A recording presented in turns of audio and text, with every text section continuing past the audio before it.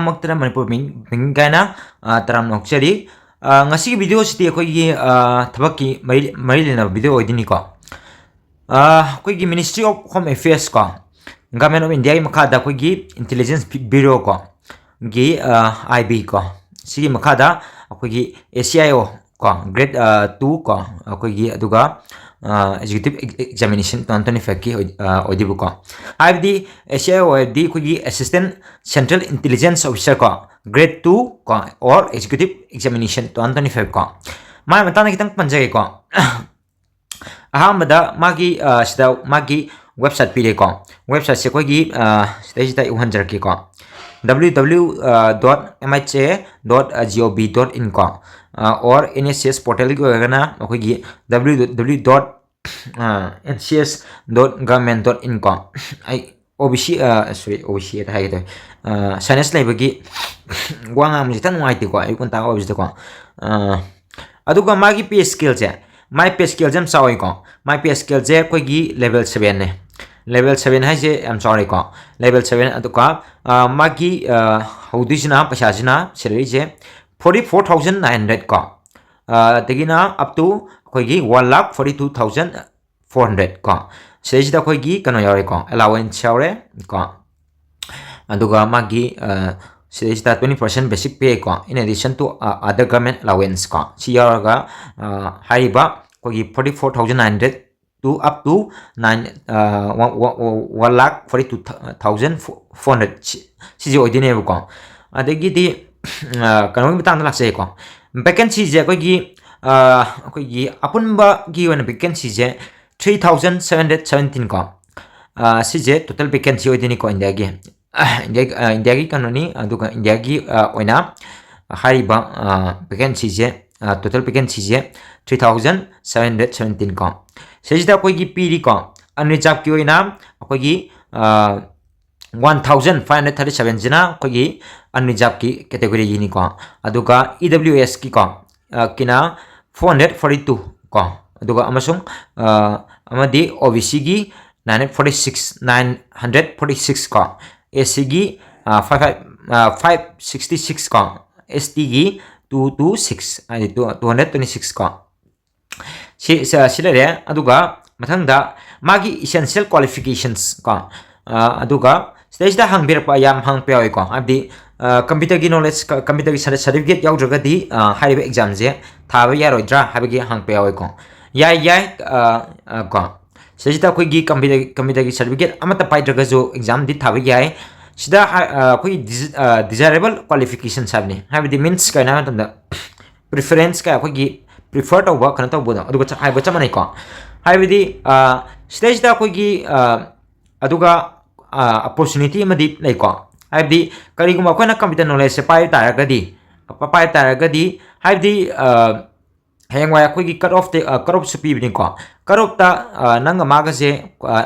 nang na ko gi computer gi knowledge ko laitre adona ko computer gi certificate pai je ko amaduna ke da yam tanda ko gi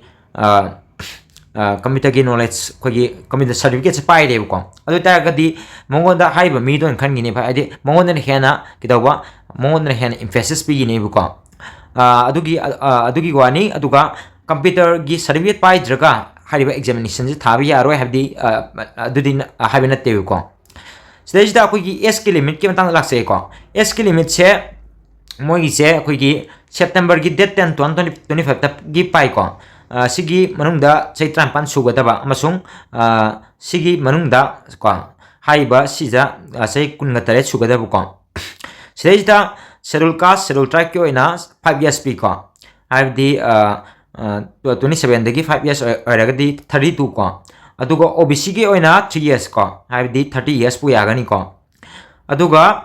estimate che ko gi atai section myam amagi jupi ko adagi di stage ta amana akoi gi widows ko habdi mai nupa lai dra bai tare ko adu magi oina adagi di nupi ko habdi divorce torba aduga amuk yum pandriba ko habdi divorce torba aduga yum pan badinate ko divorce torga yum pandana laiba nupi habni ko mogi oina kaido game tanda ko gi kaigumba unreserved habdi unreserved category general oitaragadi 35 years ko adugi relaxation pi ko aduga OBC gi oina 38 ko aduga SC ST gi oina 40 years ko in case of widows ko divorced women and women ko koigi judicially separated from their husband ko and not remarried hamne ko sumaina laide adu ko PS में हमसे तुम पाले रहेगा दी हम सांगनी को अदना मरु अभी कितम खंगल पारा की को मागी एग्जाम से कोई की मोर ऑफ एग्जाम कोई की एग्जामिनेशन को और description of examination the PD से क्या ना हम तुमदा थागा तब एग्जाम से कोई की तेर अहम निको तेर 1 2 3 को तेर 1 द कोई ना कोई की मार्क चामगी को 1 hour द को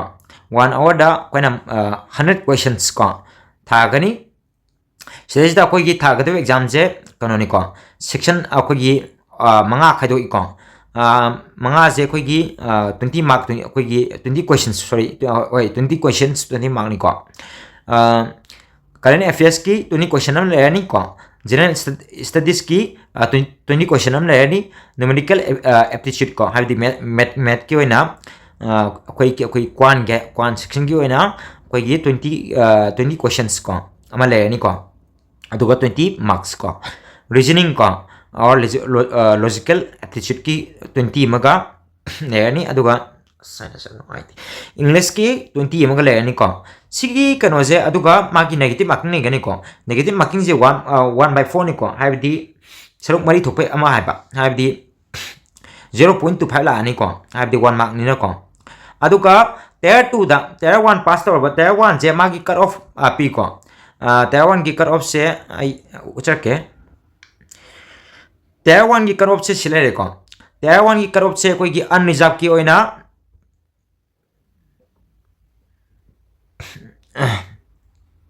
tier 1 की कोई की कट ऑफ से को कोई की अनरिजर्व की ओइना 35 मी को OBC की ओइना 34 SC ST की ओइना 33 अमसुंग and EWS की ओइना 35 मी को अदुगा साइडरम लाक्चरगे हाइबा tier 1 जे क्लियर तौर मतुंगदा को नेगेटिव मार्किंग 0.25 लेरे को हाइबी 1/4 है मिने को हाइबी अदुगा 1 hour नि को हाइबी अकोना क्वेश्चन नंबर फंगदु जे कोई की ओनली 36 सेकंड ओदिने को और हाइबी 36 सेकंड ओदिने हाइबी 1 hour नि को 100 से कोई 36 ने 36 3600 को divided by 100 di 36 ta ko di 36 second oy dine ko aduga tier 2 da tier 1 pa khoi gi clear tor bada matung da tier 2 la ani ko tier 2 da kon ta tawu je magi total mark se 50 ni ko 50 je 20 amna khoi gi essay gi da 20 marks la kani ko essay am ibada 20 marks la kani aduga magi essay du gi kano di piram de ko habi magi word क्या इगदम no हाबदे रिपेरम देखो अदुगा मागी mark ती कोगी 20 marks नि को अदुगा English comprehension की 10 marks अमा लेगनी को अमसुंग long answer type questions को ता कोगी 2 क्वेश्चंस हांगनी को हाबदी 10 मार्क्स इच को हाबदी मार्क तरा की क्वेश्चन अने हांगनी को हांगकदे क्वेश्चन जे कोगी मागी सिलेबस पिरामिड को हाबदी मागी सिलेबस से करंट अफेयर्स को इकोनॉमिक्स नतगना सोशियो पॉलिटिकल इश्यूज को अदुगा एक्सेट्रा सी मनुंग सिता कोई हाइबा 20 मार्क्स की क्वेश्चन अनी जे हाइबदी क्वेश्चन अमा 10 मार्क्स से असी जे कितोबा कनो तरो कने को कोई सिना tier 2 की ओदिनेबा 50 मार्क्स ना असी 50 मार्क्स से असी सिना tier 2 की लेरे अदुगा tier 1 अमसुंग tier 2 दो tier 2 क्लियर तरो मीना tier 3 की इंटरव्यू को इंटरव्यू की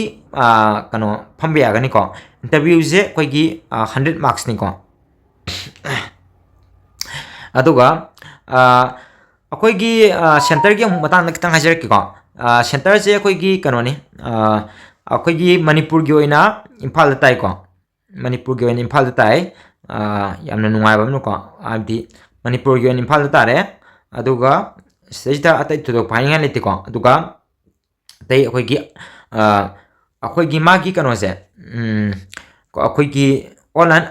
एप्लीकेशन से कनो दगी 1907-2025 tagi akoigi opening date for online registration or of application ni bako akoigi sorry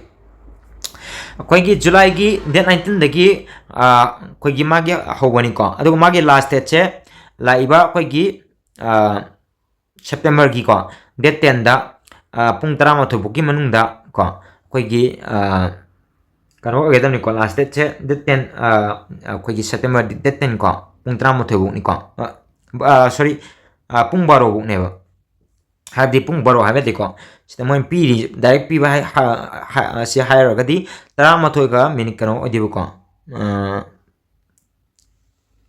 13 odi ba chumi 13 odi bu ko admaina dagidi sida magi kanu panjar ke how to apply silom ai kanu thajar ke ko habdi koi gi telegram da join to biro aduga ai si gi hai ba koi gi pdf se thajar ke ko sida sang da document sing silom palle re ko adu ai word on ithore ke ko candidates are requested to make sufficient number of passport size color the voter card, driving license, Aadhaar card ko, PAN card, identity card ko issue by university college extra ko to the examination center ko si kaje ai number kano ai kano da description da pirake ko adu bude aduga magi koi examination fees ki matang da kitang laksi ko examination fees se component aning to na kai ko amana examination fee have ma aduga amana recruitment gi processing charge have ma akogi recruitment gi processing charge sina lupa koi 550 ne ko amadi examination gi fee na lupa chamani ko aduga akogi UR ko unreserved adugi EWS and OBC gi di akogi 650 oigani ko magi charge ko aduga atai others koi haiba UR EWS OBC na taba atai ko hadi schedule caste schedule tribe ko adegi ngasagi widow gi section gi ko moi gi de only 550 je moi na 550 oigani ko si ji tani ko atai sejta aina ama hajin mam de koina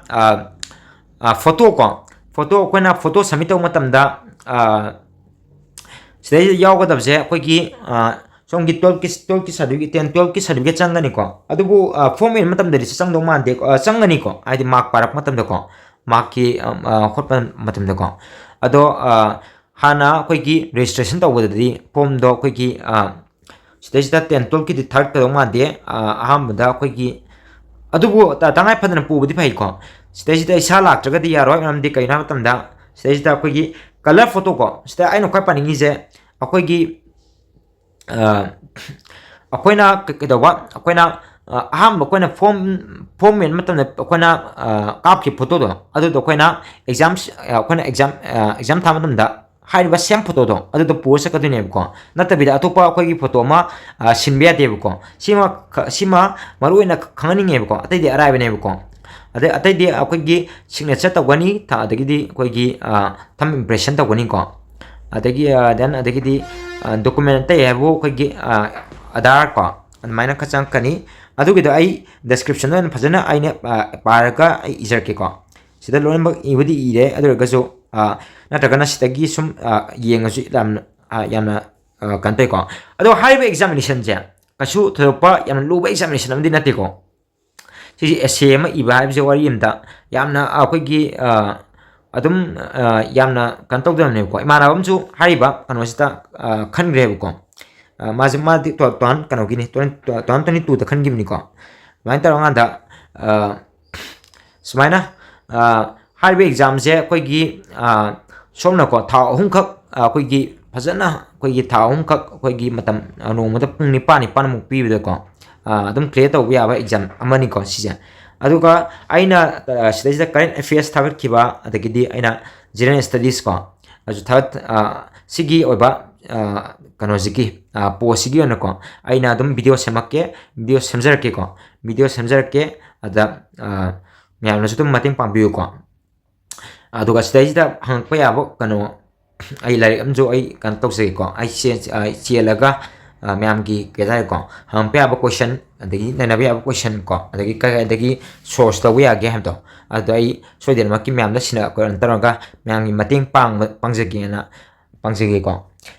होय ngasi gi share ga maroina aigi hai bai gi sigi kano sta link kana hapsage telegram join to biro aduga telegram da akoi gi nunti gi khuding gi koi gi somna koi gi newspaper pa ge ha ga jo adagi di ko english ki koi gi times of india koi gi FAO course ko FAO course ta somna koi khabar je koi gi ani pa be ani ko Times of India ga adagi te amana kanona gani ko adwaina English khabar ko economics time gani aduna FAO course ta aina lama pizza bani ko aina FAO course ta pizza kano haiba newspaper pirakani ko aduga weekly gi oina mock test tawi adagi ti hangpe aba question sing ko aina dum PDF ta thai ko aduna Telegram da join to biro aduga kudong sab sing do lobi ho ko share ngasi di Manipur Bank kaina matang sida kana bida luxury kanai pa mana ya fare ya amadi ya familiarity